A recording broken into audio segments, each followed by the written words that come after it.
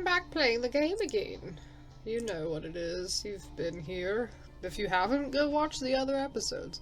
I feel like I'm bad at doing introductions because I'm just like, oh yeah, you get it. I mean, if you're watching like the third episode, you've probably seen the other ones. Even though I don't think that's true. I think some people come in like the middle of a series or whatever. So I should be more friendly to that. Yes, we're playing Roadwarden again. A fun kind of like text-based adventure game. I mean, there's pictures, but it's like a lot of, you know, you're not like moving around a little character, just kind of reading text and making choices, which I love because it's one of my favorite types of games. So I have 9 hours and 0 minutes before dusk. So I read all the signposts. It takes me 2 hours to get here, because I did want to check back in on this place because I set up a fish trap here and stuff. So maybe I don't do any of this stuff and I just go here and I spend my time looking around the ruins again. I know, I'm like backtracking a lot, like I'm not being very efficient. But that's all part of like, I don't know, exploring. Like, I'm not gonna do everything systematically. He's gonna get his steps in on his little Fitbit that the Roadwarden has. Been traveling a lot. Let's check my fish trap. Oh, it's still empty. I should continue exploring the village. Because I can only explore it for a little while before I start to feel sick. I can explore a little bit a day, like 2 parts of it a day. Or the northeast part of the village. The debris was partially moved outside of the destroyed houses, but you find nothing of value. The table, cupboard, shelves, bits and pieces were carefully ransacked. The wildly growing vegetables and herbs are the only remnants of the abandoned gardens. You spot fresh human footprints at the entrance to the I don't rehearse anything, I just read off the top of my head. So the entrance to the latrine, why is that so hard to say? To the latrine, most of which lead to and from the center of the village. You notice a set of simple tools leaned against a pile of rubble. A wooden spade and a shovel, a pointed stick, a hoe with a bone head, and a stone axe. All of them are too old and too awkward to bother with transporting them around, but you know where to find them if you need them in the future. Okay, so I have tools, spades, stuff like that. Maybe there is this field over here that said there... Did it say there's stuff growing in it, or there's nothing growing in it? I forget. There's either stuff growing in it, or there's not stuff growing in it. Maybe I'll, like, need to dig up something there at some point. Feel a slight aching in your stomach. It's starting! I'm about to have to leave. How about I look around the northern gate? The paths here are almost reclaimed by grasses. To your east and west, you see shadowy alleys behind damaged buildings, while the path south leads to the main square. I look into the well. It's filled up with soil, and you find nothing interesting about the area around it. I approach the nearby tree. You don't find anything worth picking. The half-dead quinces have maggots crawling under their skins. You wonder which part of this meal is more tempting for the dark-winged birds sitting among the branches. The flesh of the fruits, or of the worms? Quinces are rarely eaten without having a chance to blet. You can safely guess that they were meant to be dried or to add taste to cookies or hard drinks. After a few moments, you realize that the bottom part of the tree, just above the ground, is partially charred. Someone had to oppose a torch here, but the wet wood didn't burst into flames. Okay, I want to open the gate. It may take quite a bit of time, but with the wooden and bone tools you found in one of the buildings, you'll speed up your endeavor. Alright, hey, that's what they're used for. 6 hours and 45 minutes. Will it tell me how long it takes before I do it? I don't want it to be like, okay, the whole 6 hours you spent. How long does it take for me to get back to... It doesn't tell me. I think it took 2 hours to get here from here, and it took 2 hours and 45 minutes to get here, so this is probably 45 minutes away from here. I'll just do it. Oh no, I got dirty. You take off your cloak and put away your bags and satchels, while Scambled Egg, which is my horse, grazes gladly in the meadow. After looking at the pile of dirt, you let out a sigh. You start with the larger rocks, removing the ground around them and pushing them into a single pile. Then you do the same on the other side. A simple shovel and pitchfork help you a lot, and once you get used to them, the work goes smoothly. You're done before you get too tired. From now on, passing through this place will take you less time. Cool. I go somewhere else.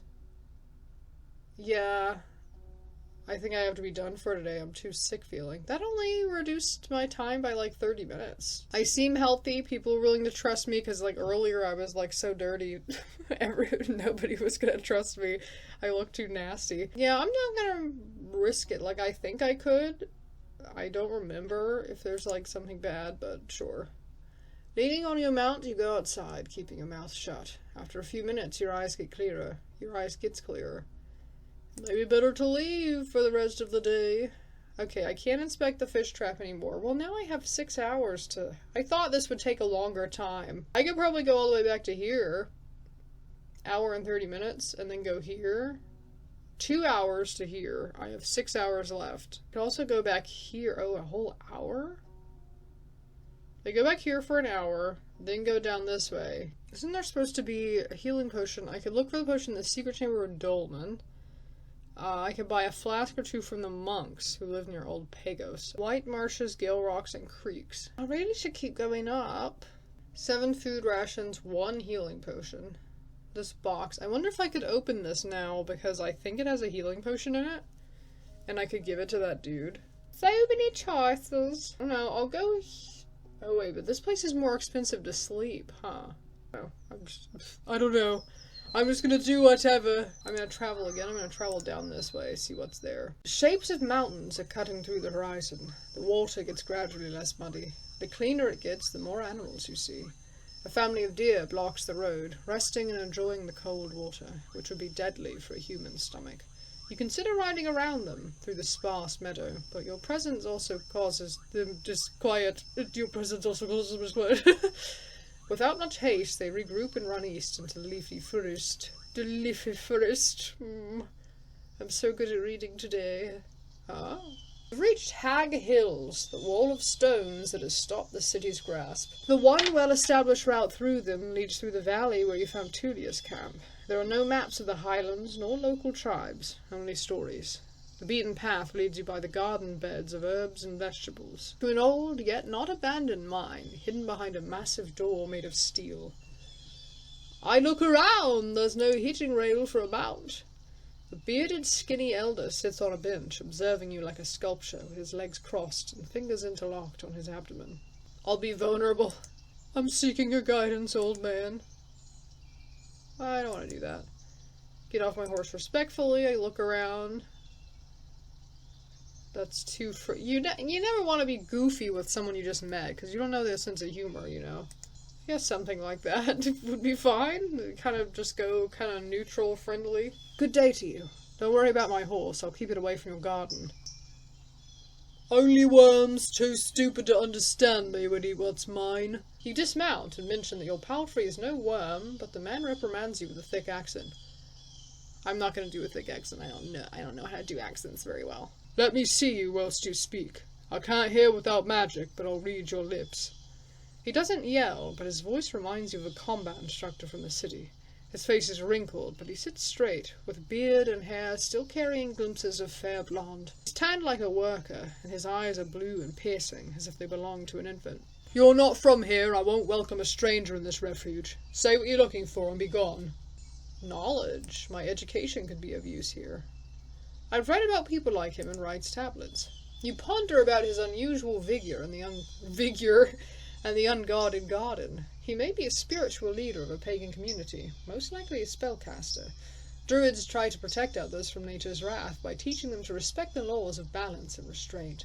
Different tribes develop their own traditions, but you know that in this province such priests prefer to be addressed as forest speakers. I like being a scholar and getting extra knowledge, and knowing stuff about the world. I explain who I am. Oh shit, what, archive, what? Forest speakers. Alright, I'm gonna be bold, I'm gonna call him forest speaker. Because that's what my knowledge said, but, I hope he doesn't find that presumptuous. He lowers his head and closes his eyes, taking slow, deep breaths, forcing you to wait in silence.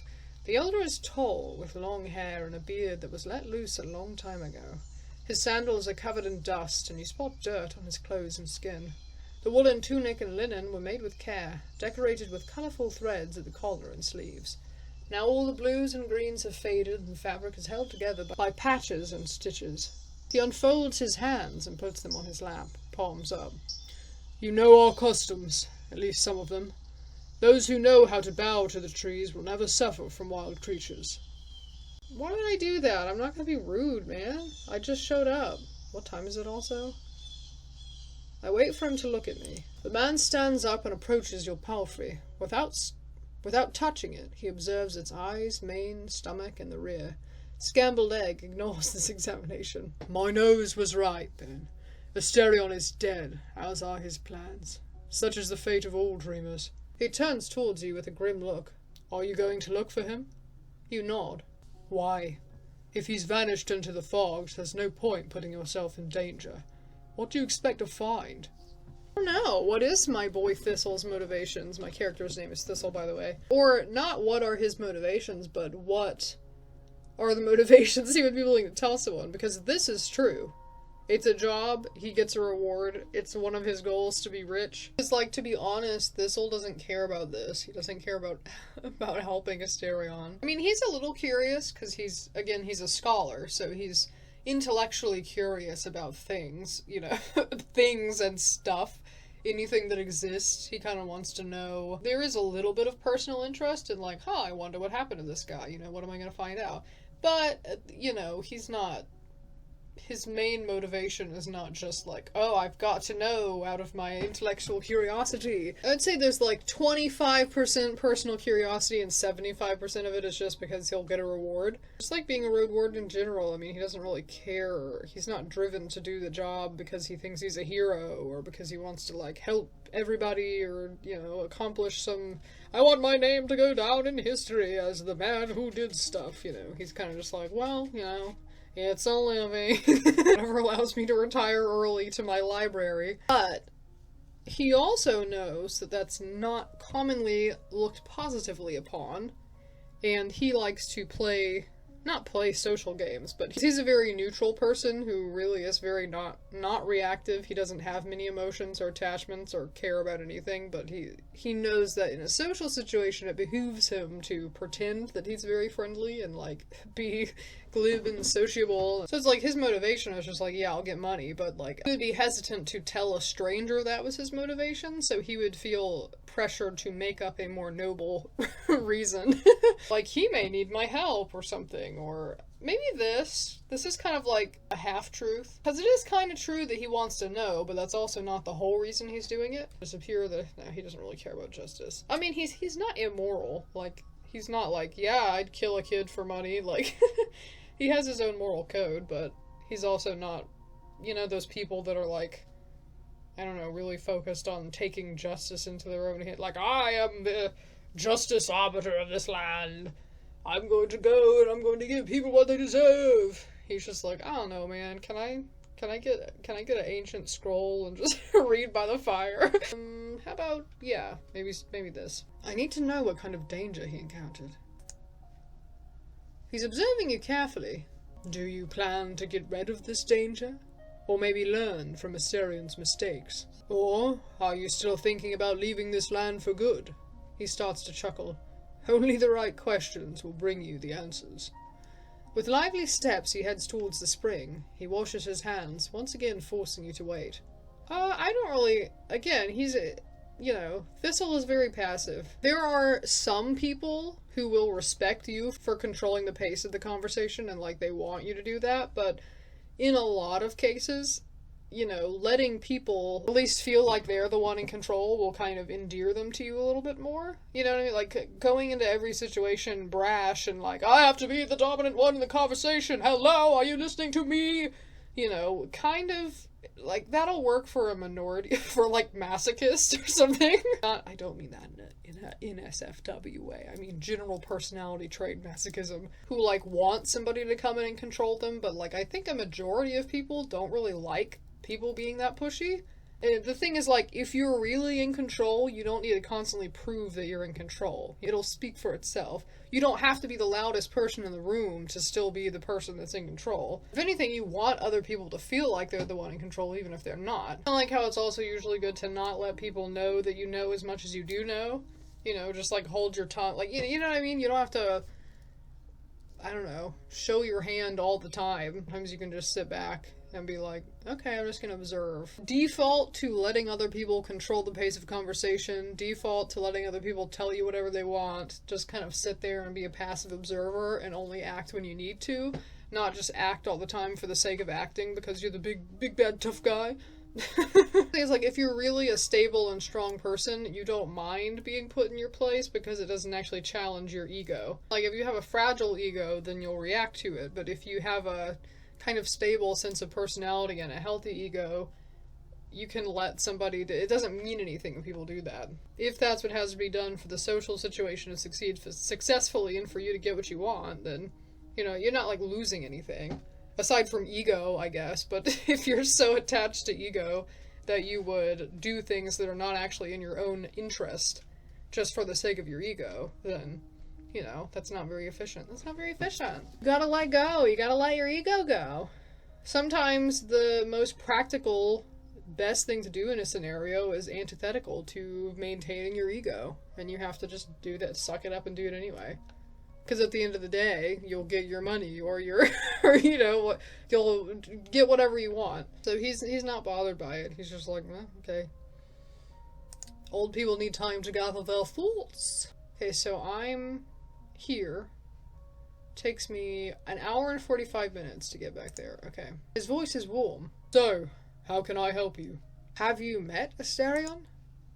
He wanders among the garden beds, from time to time touching the leaves at hand. He was here, more than once. He wasn't one to stand aside and let the events play out by themselves. The villagers from the north are sometimes in need of my assistance, and Asterion was serving them as a messenger. He bends down and tears away a small flowerless plant. He wanted to settle down among these roads, maybe to live freely. He had great plans and wanted to make this realm flourish. To rebuild the ruins, get rid of the brigands, clear the trade route. I told him that the forest needs no more people, and that this realm is too wild to feed and clothe everyone. His greed and dreams have eaten him now, and he is no more. He pauses, and you can hear his heavy breathing, as if he's getting tired. He straightens up.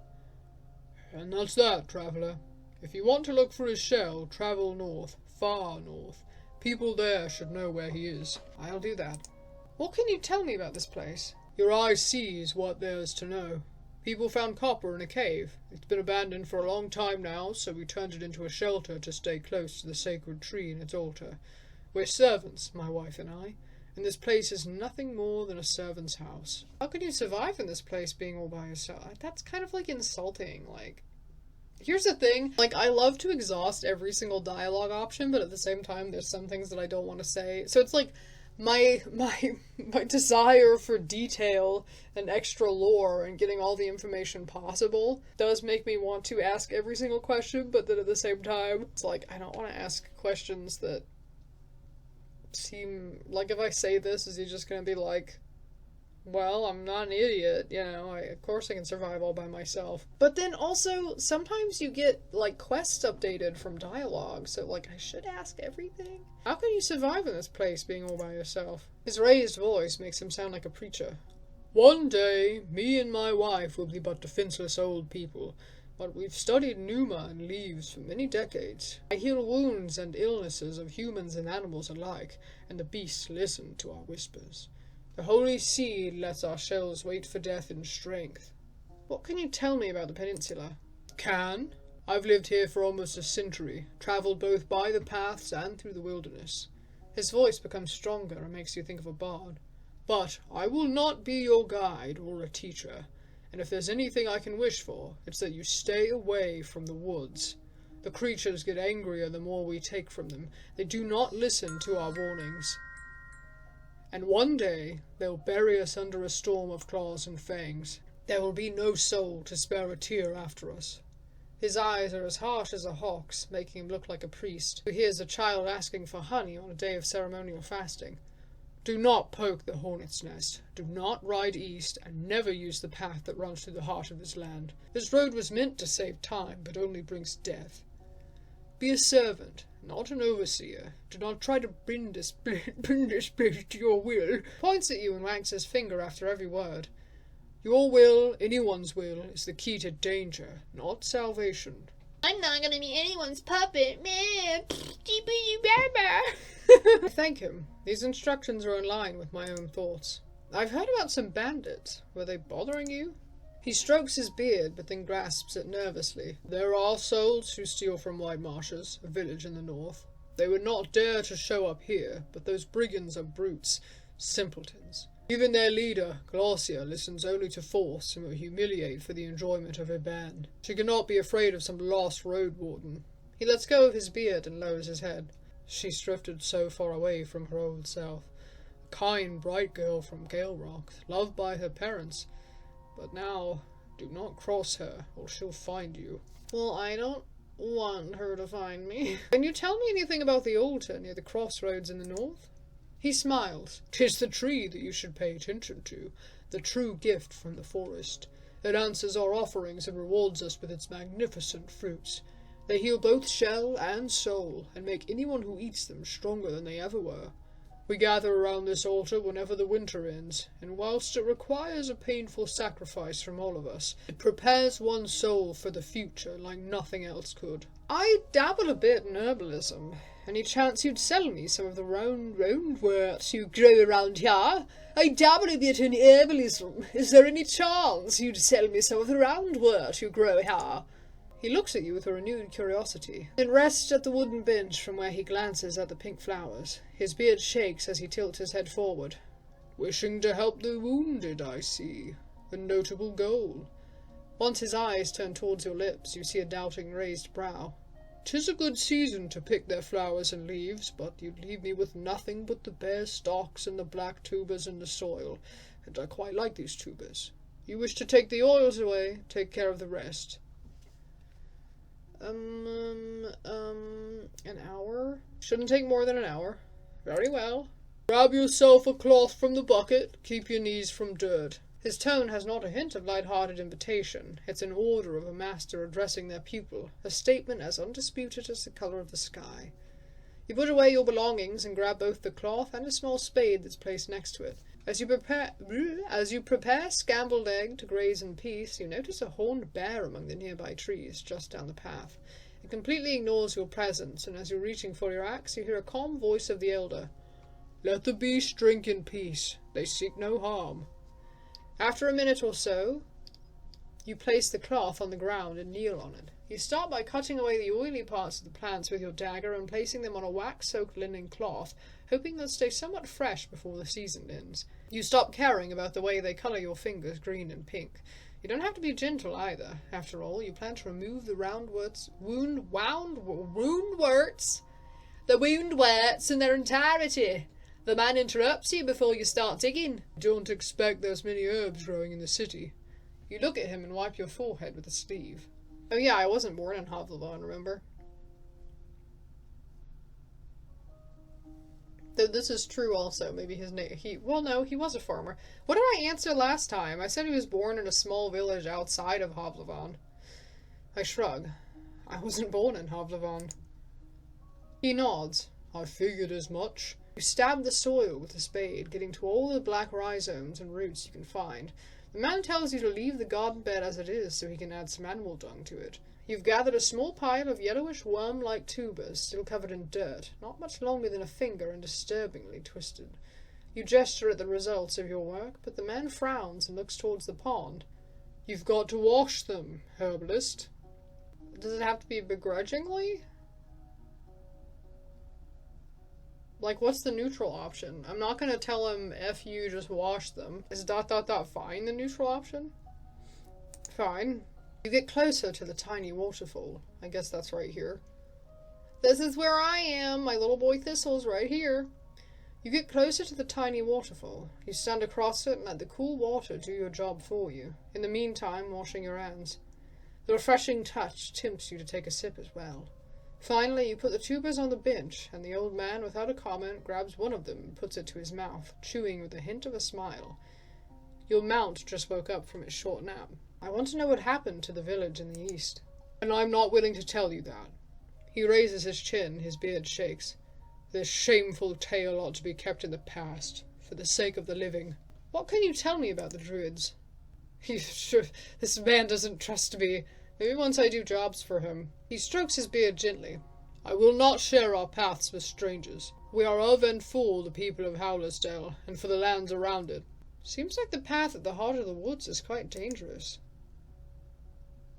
It has a long and dark past, and already caught many souls of its builders. It's paved with blood, and the last 10 years have revealed it was all for nothing. Since the days of...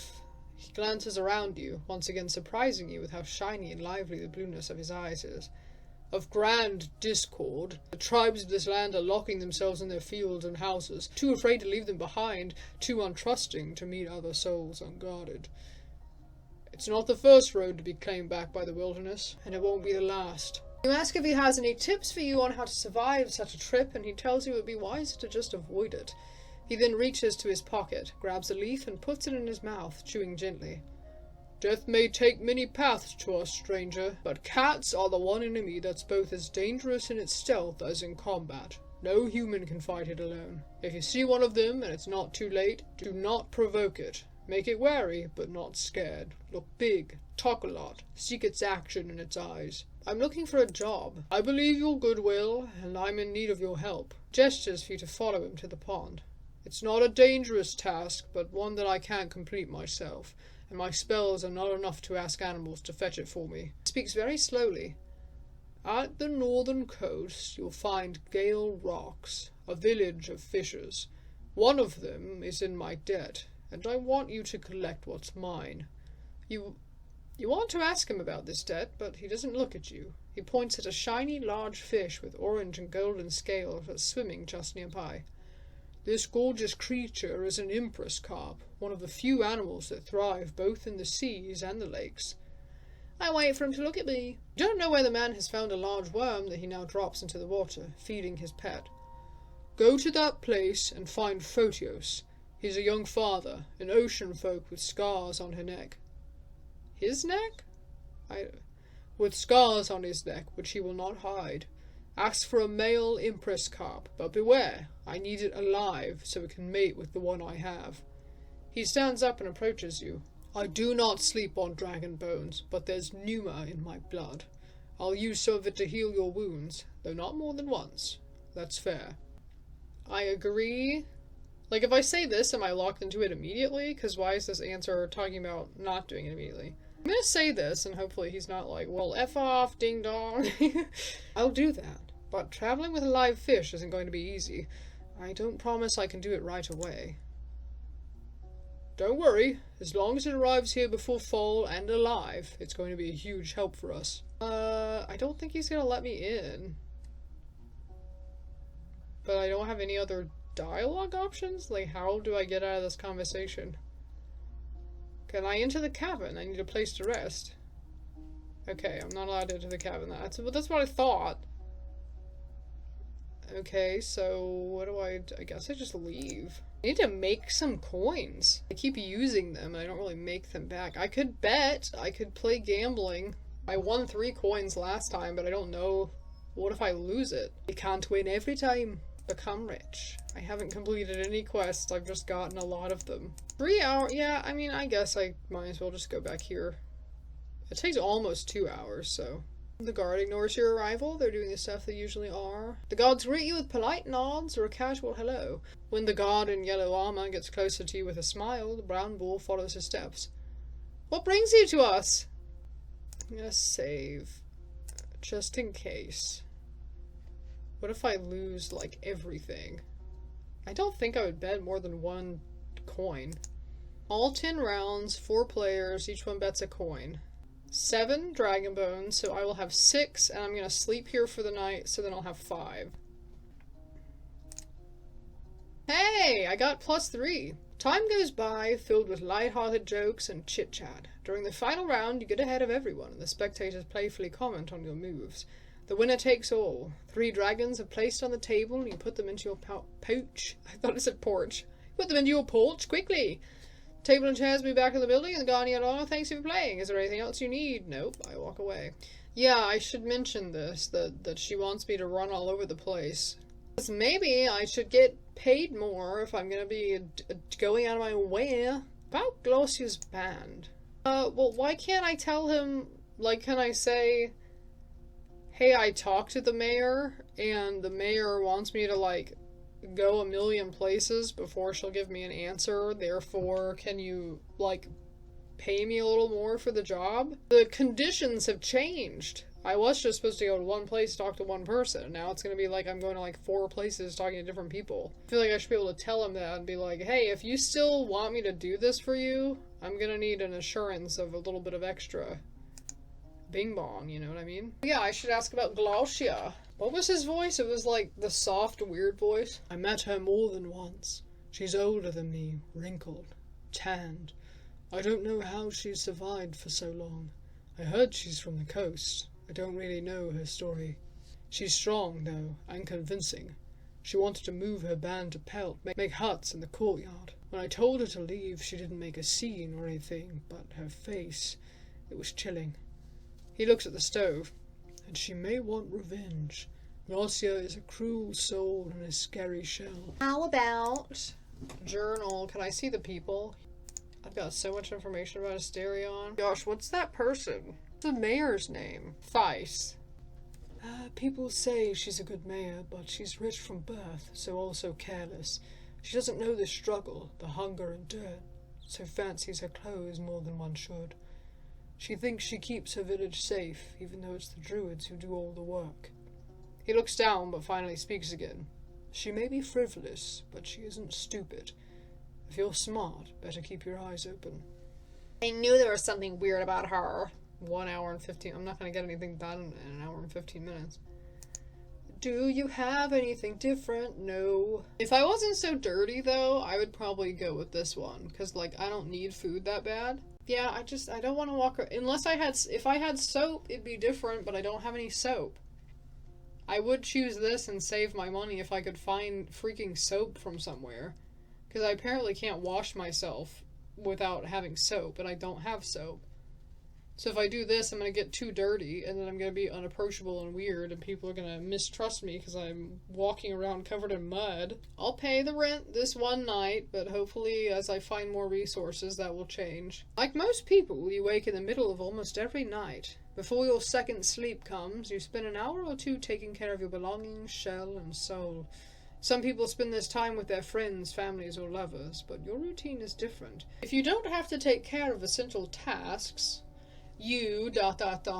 stretch my muscles and work out. No, spend some time outside and listen to wild creatures. Maybe check on me horse. Or just stay where I am. I feel like this is kind of both. If he goes to check on his horse, he's also spending some time outside. It's important to keep the horse in good, you know, good graces. I have to keep in good graces with my horse. You know, it's important to keep the horse in a good mood. You don't want to have a nasty, upset little horse, because then it's not going to take you places properly. Because there's not a read books option. If there was like a study option, that's what he'd be doing, but since apparently he can't study or practice his skills or anything aside from working out, he'd probably just go check on his horse, look at the sky outside, stuff like that, because the horse is outside, right? Check on scabbled egg! It's a good time to brush it and make sure it does everything it needs.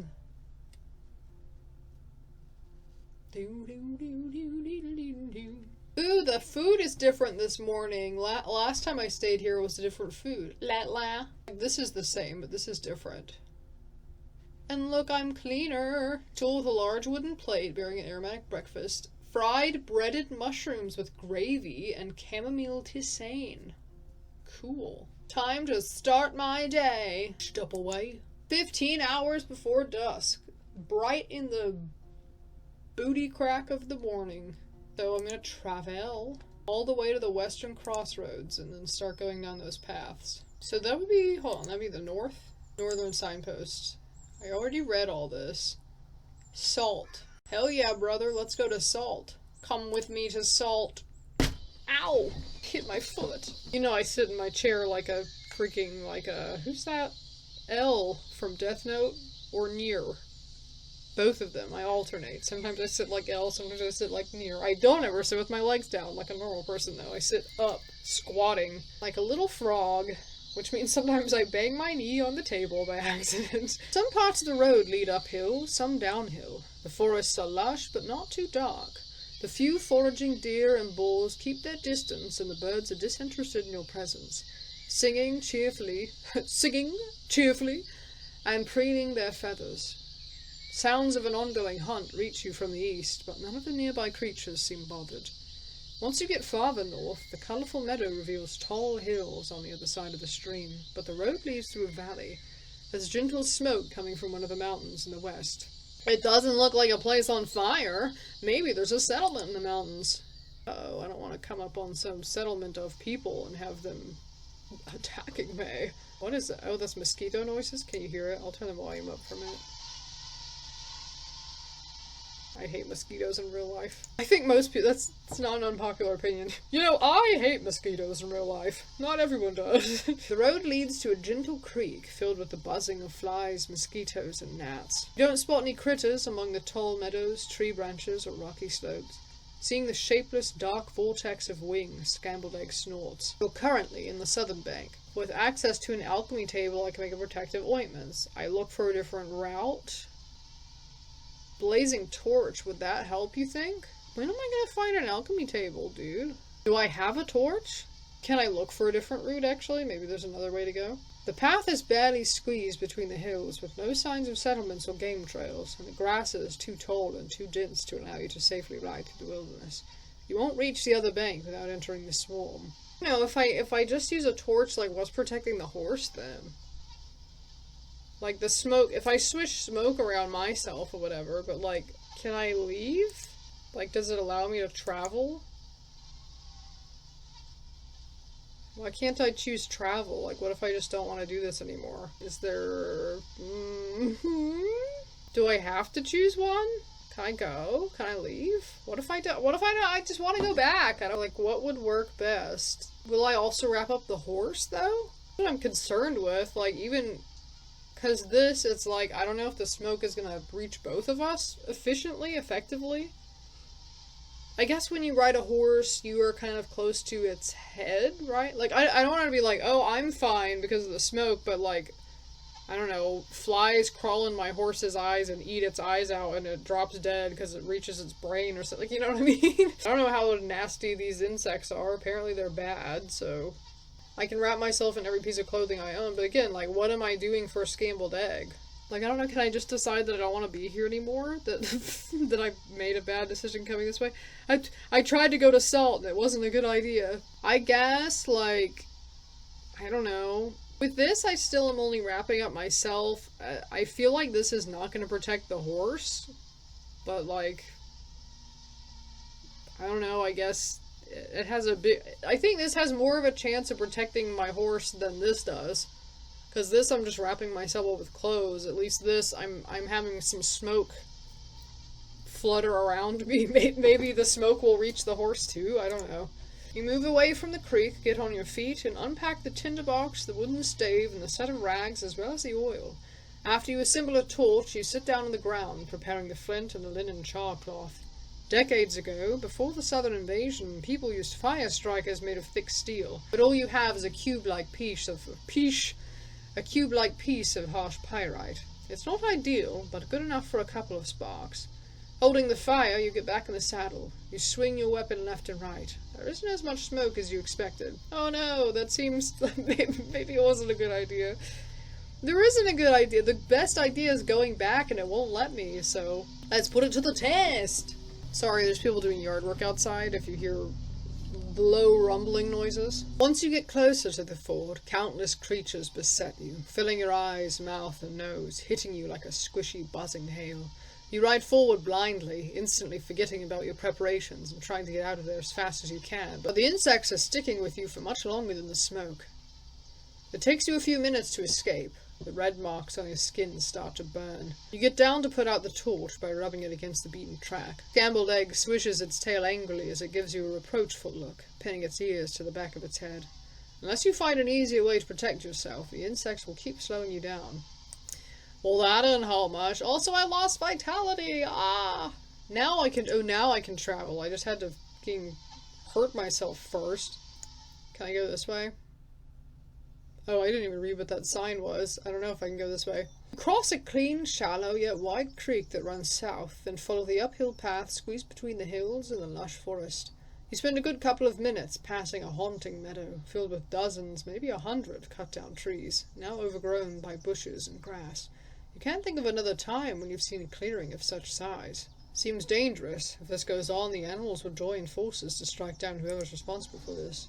Once the clearing ends and turns into a corridor of trees and hills, you stop your horse. There's a monster in the middle of the road, reaching out with its long arms to grab and devour fruits and leaves from tree crowns, chewing them without haste. It's standing on its hind legs and leaning on a thick tail. As there isn't much hair on its grey skin, you see its impressive muscles. The beast is 3 times the size of a human, and while each movement it makes is slow, its long claws and the ease with which it breaks one of the branches make you think that a single swing would be enough for it to pierce through your jacket, or, just as likely, that it would simply break your bones and send you into the air. Like most people, you know quite a bit about pebblers. Once they get used to an unfenced farm or a forest garden, getting rid of them can be a huge issue. There aren't many blades able to cut through their thick skin and bones, and a single mistake may put them into a furious charge, encouraging them to look for human dwellings which they can tear down in revenge. The beast doesn't give you as much as a glance, but also doesn't move away. The best you can hope for is that it's going to walk away on its own. Maybe tomorrow, maybe later. Yeah, let's return to the crossroads. So which way did I go? That was this way. Currently blocked by a pebbler. How about I try... Oh, east is the way that the druid I was talking to just said don't ever go east. So let's go east. Maybe he meant don't go east this way.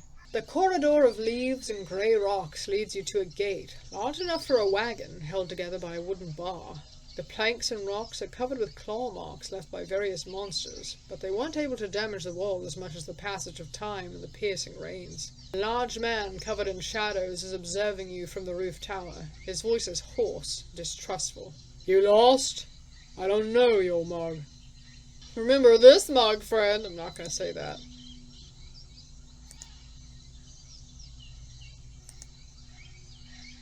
I don't know, should I do this? For once, vulnerable. I'm not gonna say this is too jokey. Good time to get to know each other. He's just gonna be like, get the fuck out of here. And this is way too friendly for somebody who does not know you right now. This is mean. That's just gonna make them aggressive. I don't know, probably the neutral one. I'm Thistle, the new Roadwarden. And you're the gatekeeper, I assume. Well, yeah. Just on duty and armed, so you know.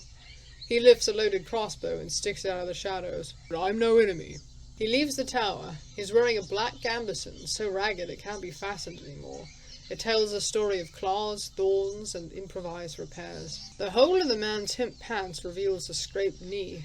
It's hard to tell his age through his exhausted, sleepy eyes, a short, unkempt beard, then a bandage horizontally covering his ears and the spot that used to be his nose. There's clotted blood in his brown hair and mud on his clothes and brown neck. Despite all this, he's of a huge shell, with wide shoulders and thick legs.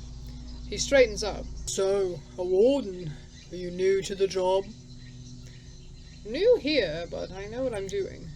No past will prepare you for this shit place. Nights roll ain't piss and blood.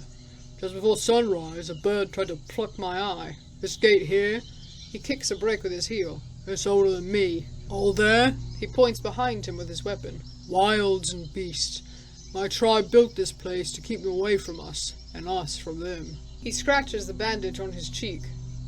Name's Quintus, from old Pagos. Been there? Not yet. So you don't know. It's west from here, behind the crossroads, but it's touched by sickness. We used to send one soul here every morning and escort them back before nightfall, but some days ago, no one came for me. I spent a night here. Sneaking wolf shits almost got me. He picks up an almost empty water skin from behind a parapet and takes a sip. I went home by myself, only to learn about the sick. I've been here ever since. Oh, there's a plague? What do you know about the plague? Not much. It kills. That's all there is to know. My tribe's smart, locking their gate. The right gave them that strength. Shouldn't you look for a real shelter? He trembles, his eyes widen. Someone has got to stay at the gate. The villagers in the east don't know about the illness. They might try crossing the woods, hit the closed gate while fleeing some wolves and stuff. He rubs his dirty neck. And I also can't leave the gate open. It's like a dam for monsters. If all I can do is choose the way I die, this is it. With my duty fulfilled. I don't want to say this because that's mean, right? It's like underestimating them. You could at least spend the night time in one of the villages. He adjusts his jacket by shaking his shoulders, making the buckles jiggle. I'm not a beggar, and the villagers in the north won't help me for more than a day or two. I've got no dragon bones, just this little ibex. He pats his crossbow. Old Pagos is by itself. We don't look for kind folks. Why are they doing yard work outside? He thinks for a moment. I'll just wait. I'll get back home once the plague's done. Or before winter. You look at his disfigured face. He may be a bit too proud, but he knows more about the locals than I do. That's true. He glances at scrambled eggs. You understand, I'm sure. Wardens are souls of duty. Haha, not me, but yeah. Yeah, I get it. I'm surprised you survived for this long. Well, you can call it surviving. I call it potions. His chuckle makes him wince in pain. He puts a hand on his stomach and leans away. Beast took me for easy prey, but the good monks from the mountains equipped our guards well. They're helping our ill now, but used to brew all sorts of stuff. His hand moves to an earthenware bottle by his belt. About this gate. Here, see? He points at the long twisted rope that hangs from an iron hook. I could climb down and remove the beam on the other side. You take down yours. You need at least 3 hours to get through the woods. He touches his stomach and takes a deep breath. I need you to give me aught first. What do you want? I'm hungry. Bring me some rations, maybe. Dried meat, apples, nuts. Maybe, he sizes you up. 4 meals. Then I'll help you with the gate. Let me see what's my inventory like. I've got 7. If I give him 4, I will have 3. And I don't think I really need them because... Scrambled egg! I should give myself like 4 hours to travel back. Plus 3 hours through the woods. I like going to this place because it's cheaper. They said the inns here are more expensive. So if I wanted to go back here to sleep, ideally, 3 hours. I go 3 hours. Then I have to go 3 hours back. That's 6 hours. Then I only have 3 hours. And I could maybe get here. Sure, I'll bring you some food. Oh, I can ask him things also. I guess I'll ask him some stuff before I give him the food, because that might be kind of a final thing. And I will probably be done after this. Once I kind of sort out whatever's going on here. I'm looking for Asterion. That's nice, but he hasn't been here in many days. You sure he's not dead? After you admit that you very much may be, he puts a hand on his waist. Well, better get ready to slit open every dragon belly in the wilds. Did he often travel through the woods? Sure, though on a different mount. He had a saurian, 4 ibexes long, 2 ibexes tall, moves on 4 legs and jumps high and far. It's dark green like rotting leaves. That one time I was taking a piss in the shrubs and Asterion made the beast run up the rock face and it jumped on that. He points at the hill. And like they ran above the wall and landed on the other side, just like that. He snaps his fingers and his voice and eyes gain new vigor. Vigor. You say the saurian was large and green. I mean, not everywhere. He points at his eyebrows. He has red scales here and on the tail and shoulders, I think. I don't know what to call it. You ask him for a bit about Asterion, but he has little to add. There used to be 6 of us, keepers. I saw him every now and then, but not that often. What can you tell me about the road behind the gate? Oh, not much. It leads through lowlands, mostly woods and some ponds. It's dark and lethal. He mentions tales of ghosts, dragons, fogs, and blood mages, but whenever you ask about any creature in particular, his response is vague and brief. Tribes abandoned this path. Ever since the war, the trade has been slow. People refuse to patrol it. The plants are getting taller, but for at least a few more seasons, it's still a shortcut. It's good that you have a mount. If aught chases you, you can stay close to the paths and ride as fast as you can. If no one uses this road, why are you here? He scowls at you. Not no one. It's where people hunt for monsters, and every few days I have to open it for reasons. What's it like to live in old Pagos? He opens his mouth, giving you a puzzled look, then lets out a weak chuckle. What am I to say? We've got rocks, he taps the wall, and make houses, bowls, tools. We sell them too. We grow oats and broad beans. Ibexes give us wool, and skins for monks. What do you call it? The one that you write on? He moves on when you mention parchment. Yeah. It's a good place, beautiful, old. Hill, that's what Pagos means. Old hill. When you bring up the monastery, his eyes get brighter. Good people. They came here on a mission, teaching us Wright's book. My grandparents were pagans, you know, but we now follow the river of truth. We keep to ourselves, but help others when they need us. I've heard about some bandits. Were they bothering you? He scratches the bandage on his cheek. I only know there's one band somewhere, but not around. I never saw them. Why are you afraid of Glossia? He straightens up and gives you a long look. I don't know who you're talking about. I have your food rations. I lost 4 food rations, now I only have 3. I don't know if I can survive. 9 hours and 30 minutes before dusk. He gives you a radiant smile. He cups his large, scarred hands, waiting for you to give him the packages. Once you're done, he opens a sack of nuts and shoves them into his mouth. The bandage is the only thing that stops him from looking like a hamster. I don't know, he already mentioned he kind of wants to be there, so... I'd like you to open the gate. 3 hours, okay. 3 hours there, 3 hours back, that's 6 hours. If I take 6 hours, I still have 3 hours. I don't think you should enter the wilds, but, you know, if you say so. Do it! I enter the forest. What? This is east? Beep! Which way am I facing? So, like, I was thinking this is north. This is south. Well, I mean, I guess it is kind of going... I thought it would go kind of, like, up like this. I don't know. The druid guy just told me don't ever go to the east, so, maybe it's not a good idea. But, you know, I've started it already, so we're gonna do it. You lift the bar on your side of the gate and wait for Quintus. You hear him pressing his feet to the wall as he climbs down with the help of his rope, getting on the ground swiftly. He gives you a serious look from the open gate. Safe travels, Warden. I travel as far east as I bloody well fucking can. The forest gives way to rocks and green hills, but among the tall trees are numerous monkeys sitting in small groups, loud yet shorter than half your size. They distort the green leaves with red, brown, white, and blue fur. As you approach their territory, their excitement grows. They climb up and down the trunks, sway on vines, jump between branches, or hang down, putting to use their long tails.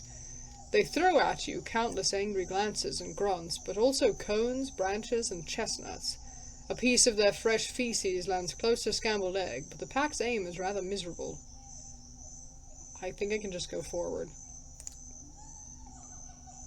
No! I mean, it's just stones and stuff. Like, I can't put my horse into a full gallop and just speed through the area. Try to shield yourself with your cloak, but you enter an avalanche of missiles. One of the rocks painfully hits your arm, but your gambeson is in great shape and softens the blow. Soon after that, your shoulder blocks something from reaching your forehead. You rush Scrambled Egg, which is more than happy to follow your command. The monkeys follow you, swinging between the trees until they reach the edge of their territory, letting out triumphant shouts. Let's get the hog out of here! Oh man, I'm dirty as beep! Every minute or so, you get lost in the dense woods. When possible, you stick to the remains of the beaten path, clearing the overgrown thicket that blocks your way, but it would take many more travelers to sustain such a trail.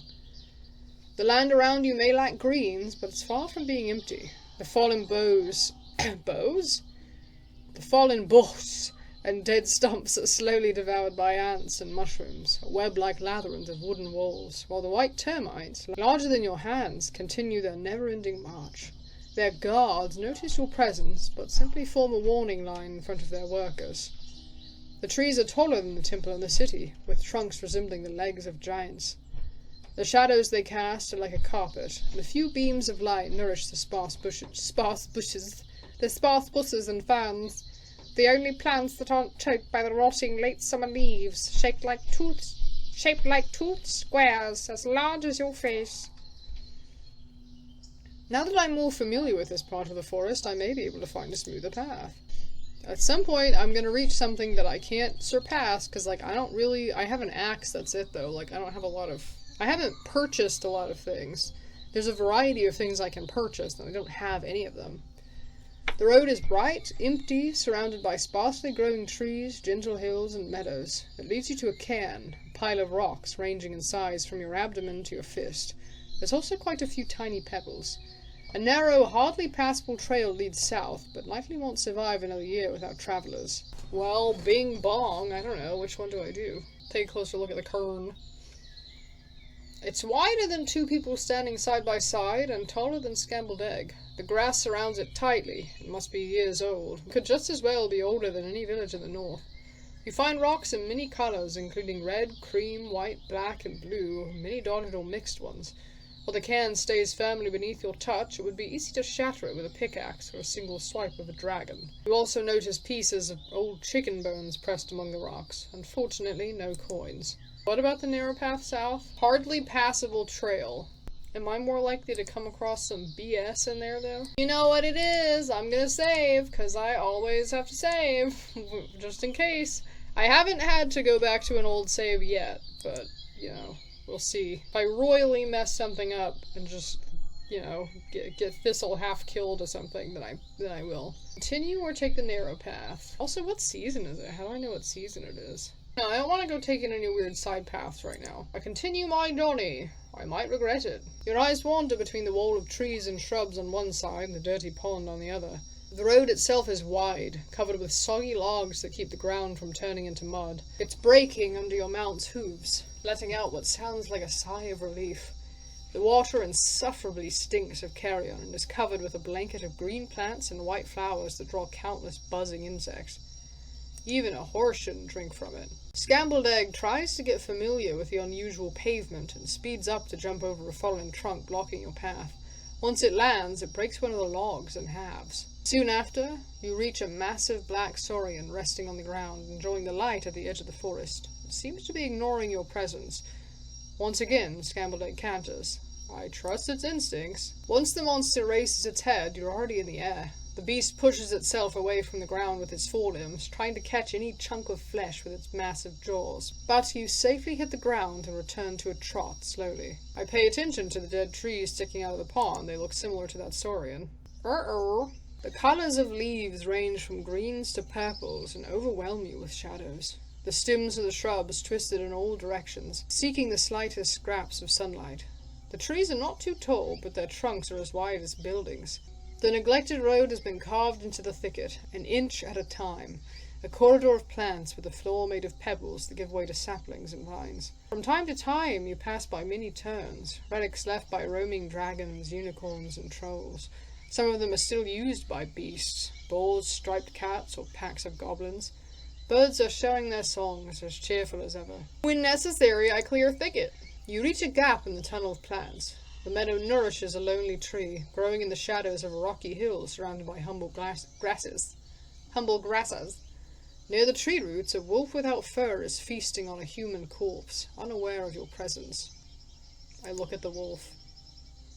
It's standing on all fours, crouching forward, tearing away chunks of flesh with its massive canines. Its head, and especially its jaw, are wide and long, like those of a horse. Its brown shell is muscular, with pronounced shoulder blades, the hair resembling your arms, and a tuft of black fur at the end of its foot-long tail. The beast raises its head. Its ears are shaking. Uh-oh, it's looking at me now. I think I wasted too much time. Scrambled Egg obeys you gladly. The beast spares you a glance, but it doesn't follow you. Yeah, maybe the beast will break the bones before they get touched by the fog, I don't know.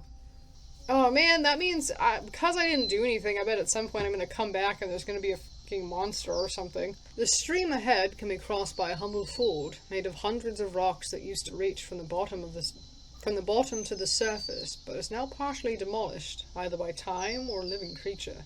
For a rider, crossing it won't be much of a problem, but most travelers have to take off their pants and shoes. Moving an entire wagon would pose quite a challenge. The water is clean and the banks are low. A good watering spot for Scrambled Egg. What does that mean? Like trying to make it better? No, for now I'm gonna ignore it, because I'm kind of trying to get in and see what the place is like and then get out. The path leads you uphill. The trees are getting sparser and smaller and more sunlight touches the ground. The signs of human touch are rare. The lone, large boulder surely draws attention. You can't guess its age, but the paths around suggest it was passed plenty of times already. The remains of red paint are covering the eastern side. It's the same message as the one you saw at the southern crossroads. Don't enter. Danger ahead. You look behind you. I pat Scrambled Egg. They did well. Your palfrey snorts and tosses its head, pinning its scared ears back. You'd like to tell it that you're proud and grateful, but even if it could understand you, it wouldn't listen. So what's the map look like? Why can't I go back to the heart of the forest? I thought... Now I don't have a plan. Where am I going to sleep? I guess I have to travel to the gate in the west? Oh, should I have traveled at that arrow on the map? Maybe I should have done that. For now, ignore it, because I'm trying to save my time, because I don't know where I'm going to sleep.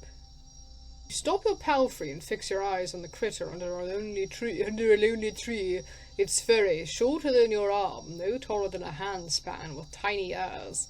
It's mostly brown, with a white stomach and a black tip of its tail. Nimble like a cat, it pokes with its nose something among the tall grasses. The stoat tears apart a large nest made of twigs and leaves, one of which remains are still hanging from the branches above. You pay attention to the rustling leaves and take a deep breath. The blooming water would cover up your scent. I just keep going? I don't know. Why would I want to kill it? It's not like a threat to me, is it? Oh, am I returning? Am I, like, going back this way? Yes, I'm going back! Okay, good. That means I'm gonna have to go back through the forest some other time, because I didn't go to the arrow on the map. I didn't know, I wasn't thinking, I didn't know it was an option. After a brief moment riding in the sun, a battle cry of a beast strikes you from your right. It's piercing to the bone, like the ravings of a lunatic devoured by their nightmares. The creature approaches you fast, maybe flying. Well, first of all, #save.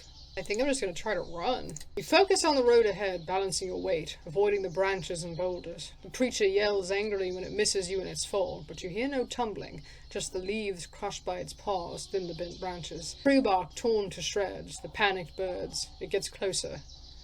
Oh shit, it's jumping from tree to tree. The tree crowns once again block the sunlight. You enter another corridor of fallen boughs, and the more curvy the path gets, the quicker the beast shortens the gap between you. You make another turn and almost pull on the reins at the sight of another beast. Its limbs, as thick as tree trunks, are taller than Scrambled Egg, and are around the road, not on it. The beast's tower-like neck is devouring the leaves, chewing both loudly and slowly. By its long tail, now leaning on the ground, there's a trail of broken plants and moved soil. The beast's skin is bumpy. Parts of it are brown, green, red.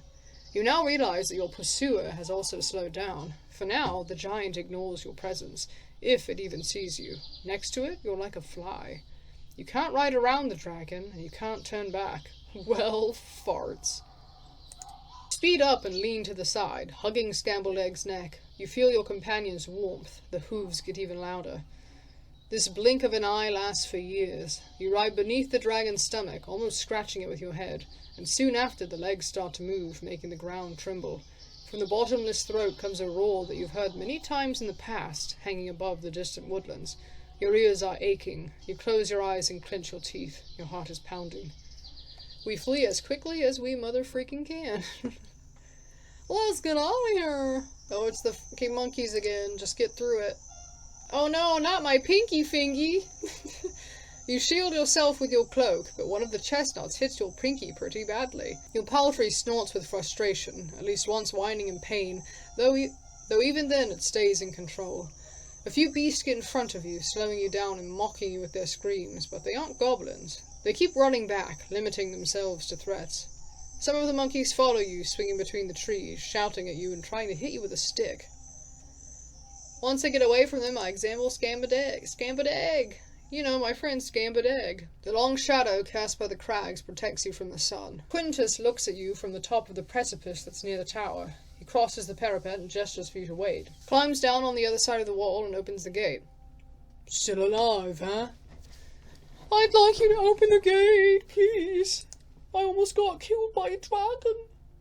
Oh wait, what do you mean? Oh, so I can just go anywhere?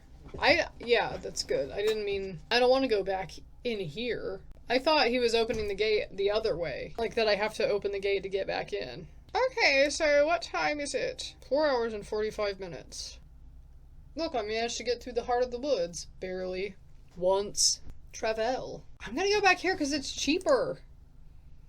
I know I can stay in that other village, but I don't want to. Because now I need to pay $1 at night because I need to bathe myself. So if I lose a coin gambling, like I probably will, because I don't think I'm not going to win 3 times in a row, and I spend a coin to spend the night here, then I will have 7 coins, which is fine. Oh yeah, and I should buy some more food rations, so I'll have 6 coins, because I'm going to buy food rations. I need rations. Throw some dice again? No, I just lost one. I knew it would happen. Your score is second best. Nice one, you hear from the man with the fancily braided beard who reaches to pick up your dragon bone. As the table and the chairs are carried back into the building, the yellow objects give you a smile. I walk away. I think I'm going to go to sleep then. And yes, I'm going to spend money, because I got dirty in the woods. The sounds of rain wake you up briefly. Before you return to sleep, you think about your plans. Riding in the mud is difficult. Scrambled Egg will have a rough time, especially on the unpaved grounds. Uh-oh. Maybe a good day to take a break at an inn. Well, farts, man. I was planning on doing stuff tomorrow. It's a calm, warm night. As your first sleep ends, you stretch out and prepare yourself for an active hour or two. It's time to take care of some things that must be done at least once every few days, though they are a bit more challenging than your nightly routine. I'm going to check on my herbs and my ingredients, get rid of the plants that have failed to dry out, throw away anything that's rotten, and wash my jars before I fill them up again. What do I eat today? A bowl of oatmeal based on ibex milk with berries, nuts, and honey. Okay, that's been almost exactly like 2 hours that I've been recording, and my throat hurts, and I need to eat lunch, so I'm going to save here, I suppose. I think, let me see the map. So I kind of rode through here. I still haven't done anything up through here. This is Howler's Dell. This is that weird village. There's like a bunch of stuff here, and I don't really know how you get to there. Do you like go back through here or something? There's also a path right here. I keep seeing an arrow right here. Maybe I could go to Howler's Dell and kind of go this way. I think I can also go down from here. But I should have went with that arrow that goes this way. Then I think I'd fill out more of the map, but also, I think I've gone all the way as the crossroads. Here I can't pass because of, this is the city, that's where I came from. This is the path through the woods. This is where I can't pass because of bugs, and this is where I couldn't pass because of a creature. I might try going to the spot here, and maybe I'll look here, like, see how much it costs to sleep at the inn. Because it would be good to not have to go back here every single day, but I'm just doing it right now because I want to save money. And the innkeeper here said, like, oh, it's way more expensive out there. But maybe he was just saying that to get business. I mean, telling people that your business opponents are way more expensive than you, I guess, could be a lie. But it's a big city, so I'm assuming it's more expensive. And I really don't have a lot of little dragon bones. I have barely anything. I'm down to 6 now, because I lost one gambling. It had worked for me in the past, though. I got 3 most of the time. I spent 1 to sleep because I got really dirty, and I wish I could find soap. The only reason that I would not pay money to sleep if it weren't for the fact that I get the free bath.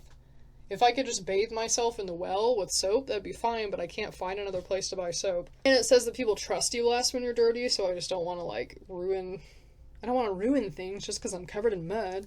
But anyway, yeah, I'll come back and do some other stuff later. So goodbye, have a good day.